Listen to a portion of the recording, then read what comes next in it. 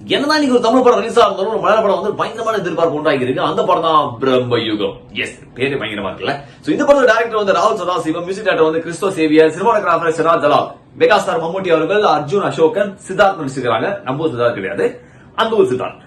இந்த படத்தோட ட்ரெய்லர் பார்க்கும்போது பயங்கரமா இருந்தது. பிளாக் அண்ட் ஒயிட்ல இருந்து படம் போய் பார்த்தா முழுக்க பிளாக் அண்ட் ஒயிட் படம். இதுவே ஒரு டிஃபரெண்டான எக்ஸ்பீரியன்ஸ் நம்மளுக்கு கொடுத்தது.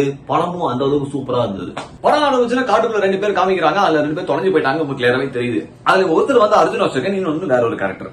அந்த இன்னொரு கேரக்டர் வந்து ஒரு பேய் வந்துட்டு சாவடிச்சிருது. அப்பதான் தெரியுது ஒரு பயங்கரமான ஒரு பேய் படமா இருக்க போகுதுன்னு.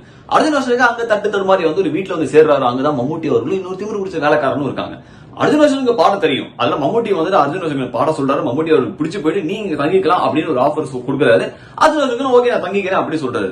அர்ஜுன் அசோகன் நல்லா சாப்பிடலாம், ஒரு நாள் முடிச்ச பிறகு ஓகே மம்முட்டி நான் கிளம்புறேன் அப்படின்னு சொன்னா மம்முட்டி அவருக்கு சொல்றாரு, இந்த வீட்டுல இருந்து நீ எப்படிலாம் அசப்டா கிளம்ப முடியாது, நீ எங்க ஒரு கேம் விளையாட தான் கிளம்பணும் சொல்றாரு. சரி விளையாடி தான் பாப்போமே சொல்லிட்டு ஒரு கேம் விளையாடுறாங்க. அந்த லூடோ மாதிரி கேம் விளையாடுறாங்க. அர்ஜுன் அசோகன் தோத்து போயிடுறாரு. மம்முட்டி அவர்கள் இனிமே நீங்க இது போவே முடியாது, இனிமே நீ இங்கதான் இருக்கணும் அப்படின்னு சொல்லி ஒரு ஃபுல் ஸ்டாப் அங்கே வைக்கும். அர்ஜுன் அசோகன் வந்து ஐயோ அந்த பாலடைஞ்சு வீட்டுல நம்ம சிக்கிட்டோமே அப்படின்னு சொல்லி பல விஷயங்கள்லாம் பார்த்து பயந்து அந்த வேலைக்காரன் கிட்ட போய் சொல்றாரு, வானம் 2 பேர் சேர்ந்து தப்பிச்சிடலாம் இங்க இருந்து. அந்த திமிரு பிடிச்ச வேலைக்காரன் சொல்றான், நீ நினைக்கிறேன்னா அசல்ட்டாங்களா தப்பிக்க முடியாது, அந்த சாத்தான் நம்ம வந்து தோக்கடிச்சா இங்க கிளம்ப முடியும்னு ஒரு பாயிண்ட் எடுத்து வைக்கிறாங்க.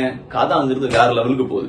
என்ன வந்து ஃபர்ஸ்ட் ஹாஃப் வந்து கொஞ்சம் கந்து சொக்குற மாதிரி இருந்தாலும் செகண்ட் ஹாஃப்ல புடிச்சாங்க பாரு ஒரு புடி, வேற லெவல் தான் சொல்ல முடியும். சந்தர்ப்பம் மாதிரி ஒரு கதவு இருக்கும். அந்த கதவுக்குள்ள கட்டி போட்ட கேரக்டர் யாரு, கீழே இருக்கிற மம்முட்டி யாரு, அர்ஜுன் அசோகன் தப்பிச்சாரா இல்லையா, அதே மாதிரி திமிரு பிடிச்ச வேலைக்காரன் தப்பிச்சாரா இல்லையா, அந்த பேய் அழிச்சாங்களா இல்லையா அப்படின்னு பல விஷயங்கள் வந்து செகண்ட் ஹாஃப்ல வந்து போட்டு நம்மள சாட்டிஸ்ஃபை பண்ணி அனுப்பிட்டாங்க தான் சொல்ல முடியும். ஒரு ஆக்டிங் மெரல வெஸ்டாரா சொல்லுங்க, அந்த அளவுக்கு இருந்தது. அதுக்கு அர்ஜுன் அசோகன் ஆட்டும் இல்லைன்னா வந்து சித்தார்த் ஆட்டும் அவங்க 2 பேரும் கலக்கிட்டாங்க சொல்ல முடியும்.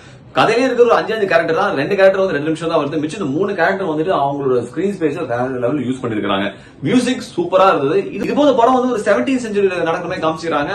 சூப்பராவே இருக்கு.